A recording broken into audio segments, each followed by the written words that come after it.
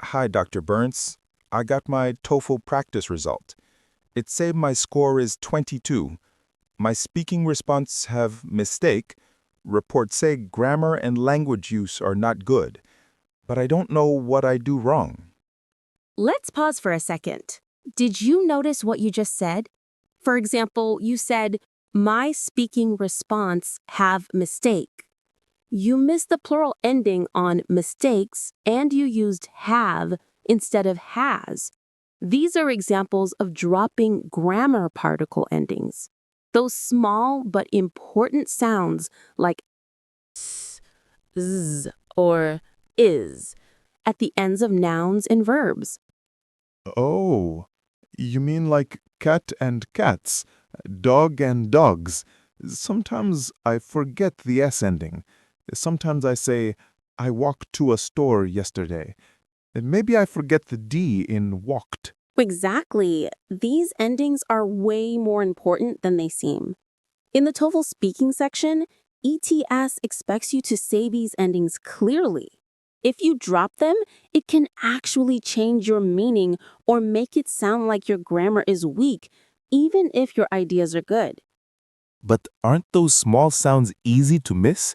Does ETS really care? Absolutely. ETS definitely cares. If you consistently drop or mispronounce these endings, it counts against your score. It's not just about pronunciation. Missing a sound can change the meaning. For example, saying cat instead of cats or dog instead of dogs can confuse your listener and shows the graders you haven't mastered the basics. That's actually one big reason your overall speaking score is lower.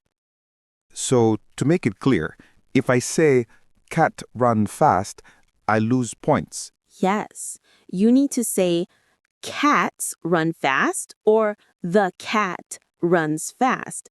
Leaving off the endings affects meaning and shows you don't have full control over grammar. ETS deducts points for these kinds of mistakes, and it's very common for learners from all language backgrounds like Korean, Japanese, Spanish, Arabic, and Hindi.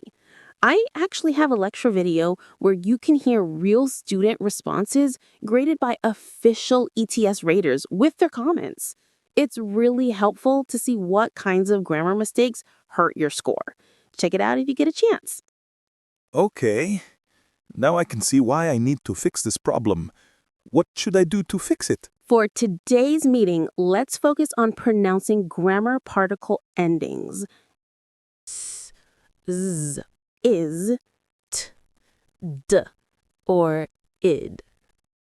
In English, you must pronounce s, z, or is for plurals and third-person verbs, and t, d, or id for past tense.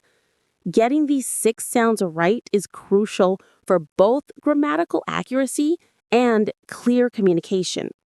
But I don't know when to use S, Z, is, T, D, and id, and I'm not sure how to say them correctly. I don't think I even hear native speakers using them, so maybe that's why I drop them. Good question. That's why listening carefully is so important. These are tiny sounds. If you don't pay attention, you'll miss them. Even if you don't always hear them, like the T and D sounds, which are called stops, native speakers still indicate the difference with timing and rhythm. For example, I stay at a hotel versus I stayed at a hotel. In the second sentence, there's a little stop for the D sound. I have lecture videos about connected speech and stop sounds. Watch those if you're curious. Yes, I thought the natives said stayed and stay the same. I'll definitely watch the video. Good. The difference between a top score like 26 and an average score like 22 is often in these details. Accuracy matters. In the 2026 TOEFL, accuracy is even more important for speaking since you'll need to repeat exactly what you hear. Yes, I definitely need to work on my pronunciation. Since you said you don't know when to use both endings, let's practice when to use each one. Both endings can be pronounced in 3 different ways. For S and ES, we use S, Z, or is. For ED, we use T, D, or id. So it's not just random. Not at all. It depends on the final sound of the root word, not the spelling. That's very important. Spelling doesn't decide pronunciation. Sound does. Oh, I see. And sometimes the sounds change because of the next word too, right? Yes, exactly. That's called assimilation. It means sounds adjust slightly to make speech smoother and faster. Now, let's start with the S and ES endings.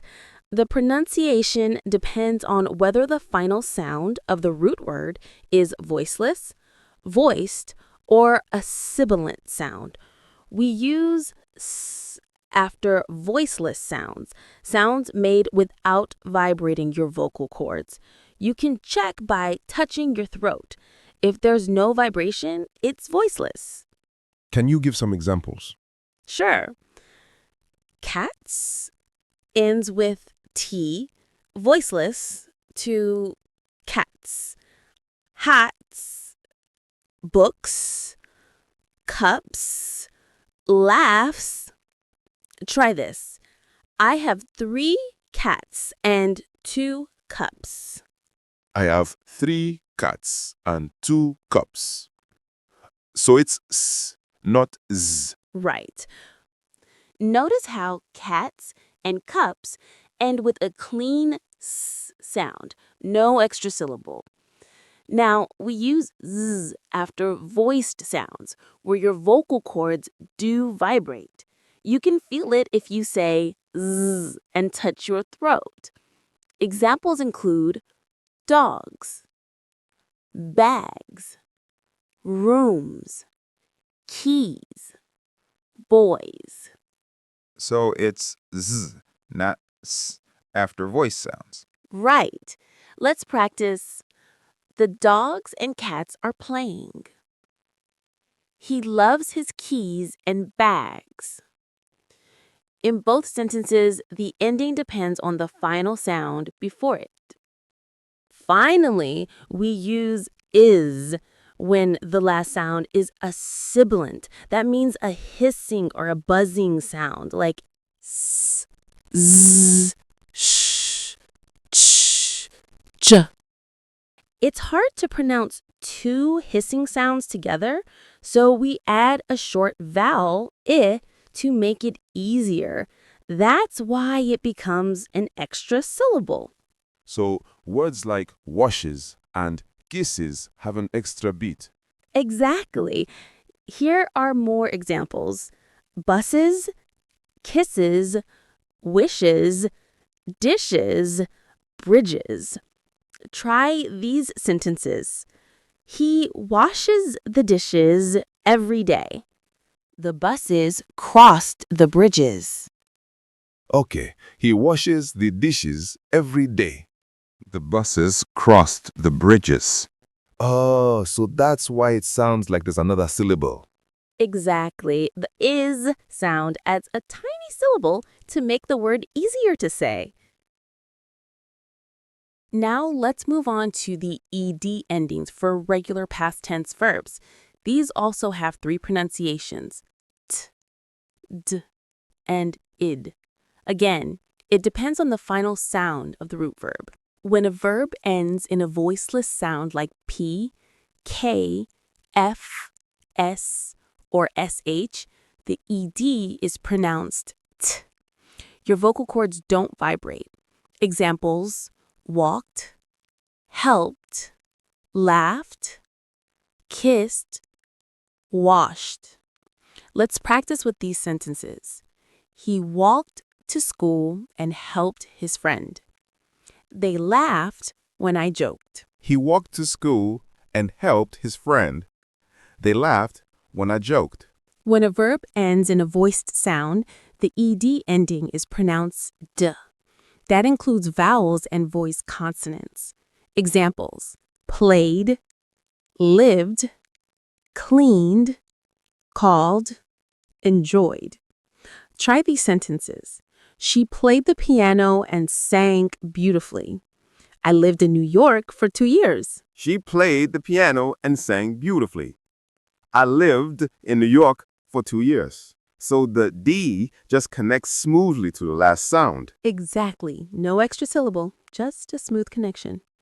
Finally, when the base verb ends in T or D, the ed ending adds an extra syllable, id, so it's easy to hear. So that's why wanted has 2 syllables, wanted. Yes, these are example words: wanted, needed, decided, waited, collected.